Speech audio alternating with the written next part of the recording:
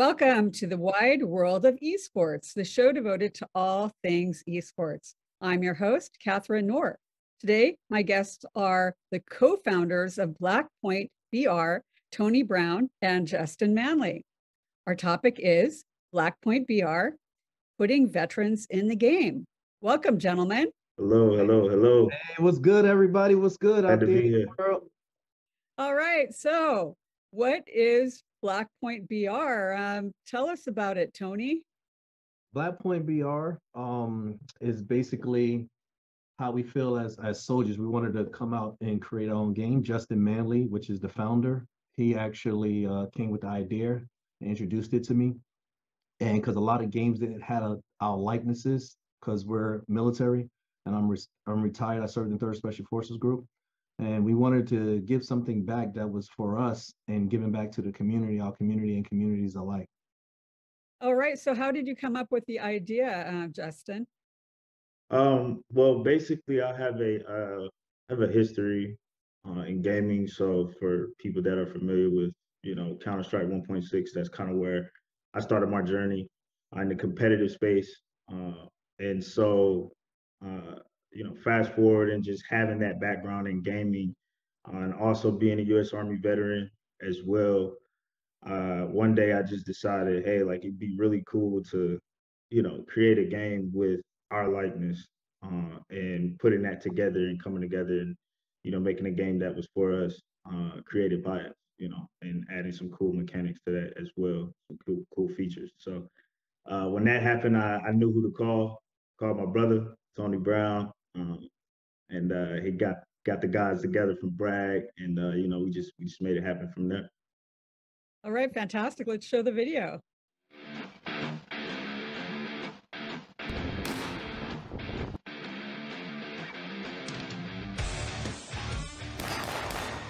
My name is Justin Manley.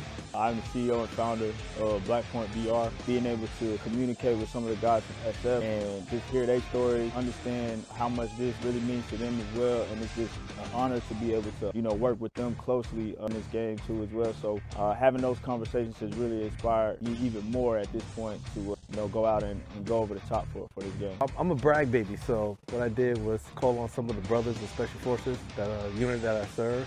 In Fort Bragg, we're a tight-knit family here in Fayetteville, North Carolina, and we just came together and we just took it to the moon. My name is Hector Torres, better known in the Special Operations community as Saber. My name is Ernest Rob Robinson. In the retired Special Ops, 26 years. My name is Cornell Causey. I served in the U.S. Army for 17 years. I did 6 years with 3rd Special Forces Group.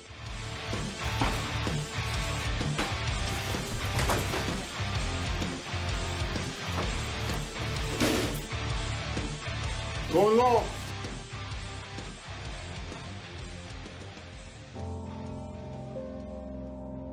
And I'm 27 years in the military, and then this is the most exposure that I've had. Especially with the team, such a great team working together, and with so many eyes seeing the billboard. It feels great, outstanding. I feel like I'm a superstar now for the first time in my life. It's pretty amazing. That's you never take a look at your career and what you've done, and you deserve to be up there, and a lot of mixed emotions about it. But it's still great. Now I have a legacy or something I can at least show my kids, or somebody who wants to travel the same roads, or kids playing video games can get to take a look at how hey, you too can do something like this. Great chance, great opportunity. I think about Blackpoint all the time now. It's like I'm going back into being a kid, Opportunities like this, it doesn't come around often. This provides a platform for it. I'm all in. I'll tell you everything I did, everything I didn't do, everything I should have done. But I want people to learn from me. It's part of our legacy.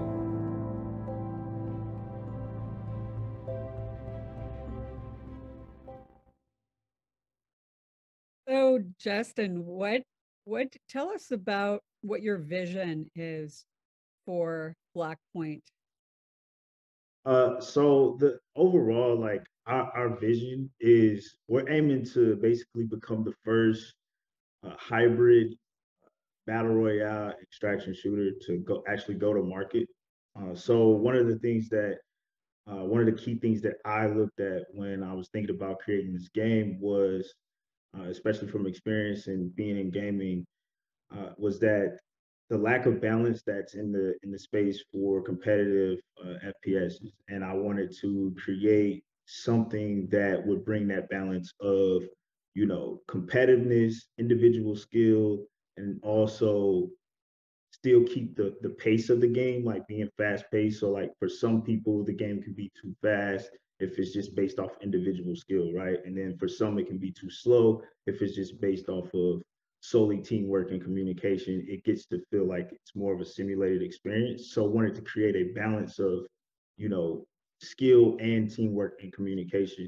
So that's why I added the component of battle royale, which is, one of the more prominent, popular genres as a hybrid with a new trending genre that is out on the market now too as well, which is the extraction shooter model. Blending them together to really create that pace and create that balance for users to have a unique experience. Terrific. And so, Tony, let's go to you. Um, what what is your vision beyond just the game in terms of what BlackPoint can do? Impact. Part of the game too, like with us in group, like say like is we creating a game. So we have partnered up with a couple of suicide prevention, and with a lot of guys, they're not into games, but they play music. So what we do is take the music and put it a part of the game as a score. So that's their way of giving back. Then one of the major things that dear to my heart is the empowerment of the youth and women. It's a esports has a lack of diversity that's with African American community and women in general. So we're going to have a second and third phase just to empower that part of it as well and bring some STEM programs to the urban communities and get these kids into coding. Show them there's different other ways than just play a game. You could be a part of the whole esports community. Okay. And so let's bring up the picture of the day of your filming picture. Tell us about like what is shown here and what was going on. Yeah, I direct and I film. I do a lot of film movies and stuff like that. So what we was doing here that was unique, we have our own range and we have our own basically port where we parachute out and we teach you combat moves and different things like that. So we wanted to bring a real life experience. So if we have investors or we have high personnel or C-suite guys that come through, we give them someplace to go other than a golf course. So we like, and have talked to real life special forces operators. Yeah, well, it sounded from that video, it sounded like there's some people that are extremely engaged in the game. So, Justin, how many people have been playing so far? So like right now we're early phase pre-alpha. So it's not like we have a huge user base or anything like that right now. Like but we are on Steam. It's not public. We don't have a public game out on Steam yet, but we are on the Steam platform. So soon we will be allowing some new players to come on board as testers, to be able to actually test out the game in the pre-alpha phase, and then from there we're going to go into alpha, and then from alpha, being closed alpha to public alpha, then closed beta to public beta, then we'll go into launch. That'll be kind of the basically the form of how we will go out to actually launch the game. So, what is your time frame then, Justin? Time frame right now, we're currently in a seed round, pre-seed seed. So time frame, we're looking within the next 18 to 24 months at launching, being able to launch. But our goal is to, as you heard Tony speak about, going to the colleges very early. So when we do get to that closed alpha stage, we want to already be in the colleges with some of the partnerships that we've already curated to create the competitive side of things so that we can already be in the market and already kind of making a name for ourselves and getting feedback from the community. And again, to allow the community to grow with us as the game continues to evolve, right? That's one of the things that we pride ourselves on is getting the community involved because normally games are launched from a perspective of, you know, they may have a community, but they like to like launch the game solely online. They're not like really having these IRL events where they're going to the colleges and whatnot to like market and build their player base. That's something that we want to do differently to allow our fan base and our community to have that sense of feeling that they were a part of this because we look at this as history and being in the making, right? Oh, that's terrific. And so, Tony, what are you doing in terms of like that photo with you at the college? Why don't you explain what was going on there? Yes. We're explaining how this project alone is not just about a video game because everybody always say, hey, this is just a game. What's the difference? And I'm telling them, we're actually building esports as a degree program or as an associate's program. We're trying to build in those colleges to bring the team. So I spoke to a couple of, I'll say, city officials and some senators and of that nature to pass some bills up here in North Carolina to actually fund some of these colleges in esports. So that's what the goal is when I was speaking to those colleges and joining them and just bringing in a different platform that, well, I'll say these young men and women that come into the industry won't think sports is the only way out of the community, you know? Sure, sure. And, you know, Tony, it seems to me that you have an interest in helping veterans. And what do you explain that interest and the concern and what you think that BlackPoint can do in that regard? Yes, my interest in the veterans because I am one. You know, I got hurt in Afghanistan. I had amputation, I got spinal injury, different things like that. And I just felt like um everything came to an end because you always have your plan. Everybody got the retirement plan, everybody got their plans in general, but I felt like everything came to an end and it was like nobody was really there for us, you know, or for me. So we had a term called the orphans of the army, you know, because a lot of people lost their families, lost marriages, just lost a lot, you know, serving the country, you know, and then when they came out of the military, there was like a thank you for your service. So this was me just empowering those soldiers because I always have a phrase: "It's two times a person die, one physically, and the other time you're forgotten about." You know, and I didn't want to be forgotten about, and I didn't want others to feel forgotten about. And I wanted to thank them. So, Tony, how has this project changed your life now that you're so focused in this direction? It changed a lot because I didn't know that I was one of the only African American veterans that created a studio in the game. So, and then, you know, more people and more young men and women that are in the community are coming to me in drones or just emailing me or just hit me up on my social media just saying thank you, keep going, and giving us motivation. Because we actually started this in February this year of 2023, and we made a ton of traction in 5 months. That's terrific. So, Justin, now you have an incredible background as a player. Why don't you tell us about that? So yeah, I mean, you know, I was awarded the opportunity to compete out here in Dallas, Texas. I was one of the drafted players for the NBA 2K EEA Pro Am League with Exposure. And so if you're familiar with Danny Martin, which I'm pretty sure you are, because I seen you guys had the interview prior. It's crazy. I was actually watching that interview and I see myself on the video that y'all played at the beginning. And I was just like, this is pretty awesome. Like that you know, me having the same, you know, interview process, podcast process as Danny. And so was awarded the opportunity to be able to compete on stage. Great experience.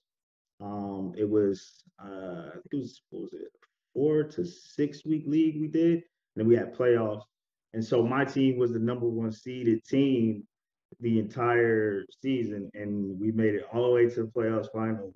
And then we got swept, which was crazy. The other team made one adjustment, and I guess they finally figured out what the adjustment needed to be by the end of the season, and they ended up winning. But it was a really great experience. Being on both sides of that, from a player standpoint, and also from a marketing standpoint and community leader standpoint, bringing the guys together that were in the community of 2K, and getting them, helping, bring them to the actual arena and things of that nature, and, awarding the opportunity. So being on both sides of it is really cool. I think it helps out a lot too with, creating when it comes to developing, Blackpoint too as well, having that experience on both sides to understand the business and the consumer side of it.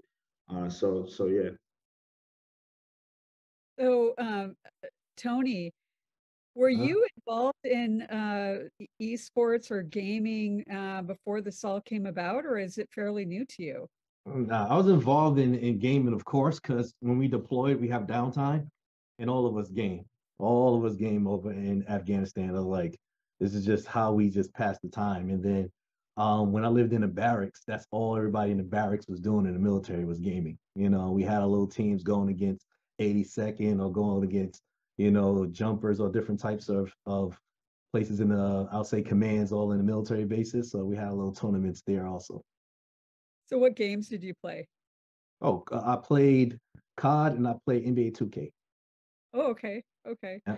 Um, so Justin, do you think that, as we've talked about in preparation for this and stuff, we discovered that we knew some of the same people, like you just mentioned, Danny Martin, and um, is it kind of a small community in the US, or would you say that the gaming community is huge, and how would you characterize it?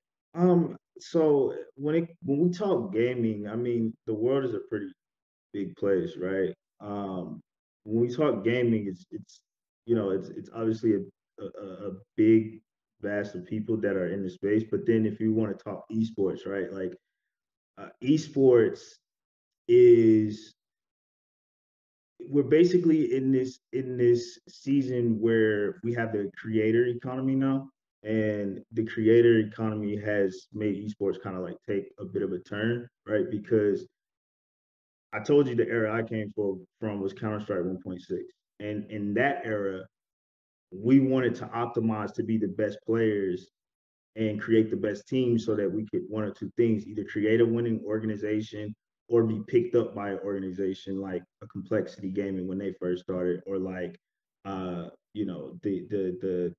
Team 3Ds. I come from that era. So I think now it's a little bit different if you're going to make an actual career path out of it, because the players haven't had the motivation of like optimizing to want to be recruited by FaZe Clan, right? They're optimizing to become the ninjas of the world because of the creator economy and the content creation now that we have with Twitch and YouTubes and things of that nature, like that, sponsorships and partnerships and all that good stuff. So I think we're in a space now where we just have to figure out how to integrate the two. And I think with what we have with our platform, we're doing that uniquely because we're going to implement some things that will kind of integrate through the game that will push the incentive of esports, right, and the competitive side of things to kind of like build that area up again, right,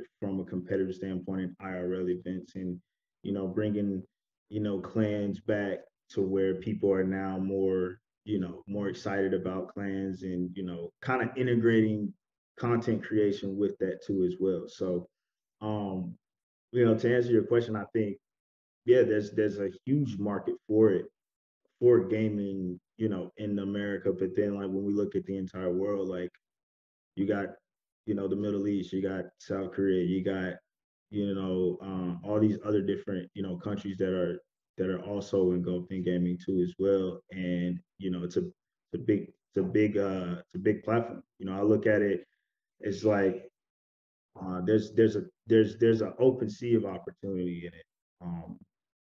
for people that do get involved. So. All right.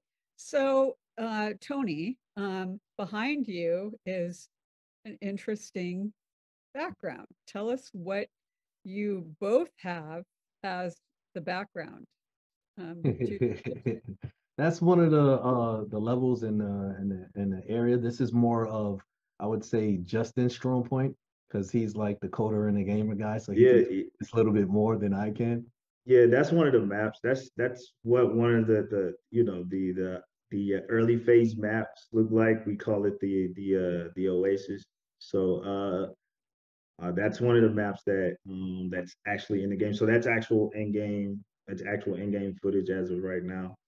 What it looks like. So that's what that photo is. And I always talk about too is like the coding side of things, right? Uh, we talk a lot about esports, and then there's also the coding side of it, and that's something that we want to bring to the table too for the kids. With programs to allow them to be able to get involved with coding. Because I know when I was coming up as a kid, right, I didn't have those things like in front of me to say, hey, look, like go code, like go be a game developer. Even though I was playing Counter-Strike and I was coding on Counter-Strike, like changing my crosshair color, and I didn't even know it, right? It's like when I was a kid also, I had astigmatism, and I didn't know that I couldn't see, right? It was just I had blurred vision. My basketball coach would always ask me, because I could shoot really well. My basketball coach would ask me like, "Can you see? Because like, why do you squint every time you shoot the ball?" And I'm like, I never paid any attention to it. And then one day I go to get my first eye exam, and I put glasses on for the first time, and I'm like, whoa, like wait, like you know this is what the world really looks like. And I've been living so many years at the time, like with astigmatism and everything being so blurry. And I thought everybody seen the world that way. So it's the same kind of analogy when we look at like the opportunities in the space, and like that's why we're creating this, is because we want to be able to put this in front of uh the masses, and be able to put this in front of the kids that say, hey, look, I want to be like Justin, or I want to be like Tony, and get into game development and get into esports. And we want to be able to put in front of them that, hey, you don't have to be 6'10" and know how to shoot basketball or be 6 feet 280 pounds and go play football, right, and go be an athlete. You can also make a living in this space and be very successful. And so that's what we want to do. And also getting people to understand that game development is to take it serious, right? Like it's a very serious industry, because it fuels everything around us from a technology standpoint. Game development is what fuels what we see in our technology world today. And I think that those are some of the things that we stand firm on and wanted to bring to the masses. So Sure. And Yeah. so let's show the photo of the game character. Tell us about that, Tony. Yeah, we try to do a unique approach in getting actual soldiers and special forces guys in the game. So you'll hear their actual stories, and the thing about that too is when I started to learn how to play as myself, I was more into the game, for a user-based perspective. I was on team, and then it was more on comms, and it was like moving. It felt more a part of it than I was just for it. You see what I'm saying? So like even when I was younger, I'm gonna tell my age here. We had Commodore 64, right? We had the flop, run, load, and we had to do that. Then we got into DOS, stuff like that. So we was coding when we was younger, but we didn't know it as well. But the fact that I did it and I was a part of it to create something, then it just felt great. So I noticed psychologically having us as players in the game bring us a piece of legacy and a piece of peace, a peace of mind. So it felt real good to go in that route, other than just developing a character out the blue. Yeah. So do you, Tony, would you expect that the players will be predominantly military and ex-military, or do you think it'll be a much larger group of people that play the game? Much larger. Oh, it's gonna be way, yeah. Yeah, It's way gonna be, larger. way The larger. partnerships that we have now in women in gaming and different things like that, we're having, that's why I said their characters is going to be in as well, because they are representation. Like as a man, I can't do nothing, without the love and the guidance of a woman. You know what I'm saying? And we know that in our community, and we want to make sure that we honor the woman and make sure that we put her in the forefront with a lot of this, saying that we as equals, we're not just doing this to say it's all about military. We understand the diversity complex that's in the gaming world and in the esports world, and we want to highlight that and have one big underdog team come to the forefront as a unified front. Do you see this as a way to recruit to the military, or is this just so separate from that? Yes, definitely recruitment too. They already got ROTC gaming programs. I mean, gaming guys. We actually in the works of getting a partnership with them as well. Because at everything, if you see the way technology, even I don't want to mention or go into a political debate, a lot of wars, people are using drones in wars nowadays, and that's all with a controller. So it's a different world now. Everything is moving into tech. So everything's going to be handheld now. Even your kids, everybody's going to be handheld. So, and once they get an MOS and a degree that's into gaming and esports, everybody's going to join it, because nobody wants to get hurt and do a lot of things anymore. A lot of us this generation is more fragile than the previous generations before. Sure. Okay. So, Justin, what is kind of your next step, and what do you need, like if a viewer is interested in investing in this company? What are you seeking? Right now, we're doing pre-seed. We're doing pre-seed and seed rounds. So we want to do a pre-seed of 250,000 to really launch the marketing campaigns and get some of the technical demos done, and also with our trailer as well that we want to put out of the game. And then we're gonna go in with the marketing campaigns, and then our seed round will be for 2 million.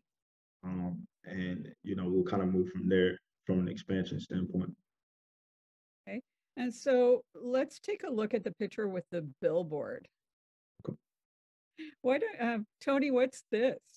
All right, so the community came together, and we know this is at Fort Bragg, Fayetteville, North Carolina as well. This is tell you the unity. That's Dom, aka Smoke, GKB. Foxtrot, which we call Justin Manley. Oh, Foxhound, yeah, Foxhound. Yeah. That's Saber to the left of me, which is and Hector. There we go. Hector. That's Hector. And Rob is our medic. So Butcher. Butcher. We actually got all our guys together, so they all got their own little call signs, and the community came together, and he was like, "Hey, let's make this big. We're going to show that the military. This is where it's at. Bragg is where it's at." So we got billboards, we got buses, we got a whole bunch of stuff, and just came together and make that film that you just saw. Fantastic. Well, so we've run out of time, and I just invite everyone to go to your website and see what you're all about. And I thank you both. I really appreciate your being here today. Thank you. Indeed. Thank you for having us. All right. So thank you to our viewers for joining us today. Join us again in 2 weeks. My guest will be Kelly Ueoka, the president of PAXA. See you then.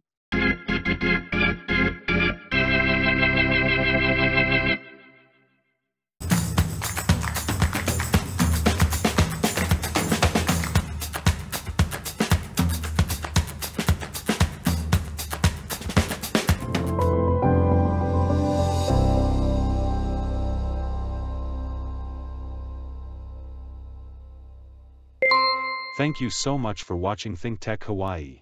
If you like what we do, please click the like and subscribe button on YouTube. You can also follow us on Facebook, Instagram, and LinkedIn. Check out our website, thinktechhawaii.com. Mahalo.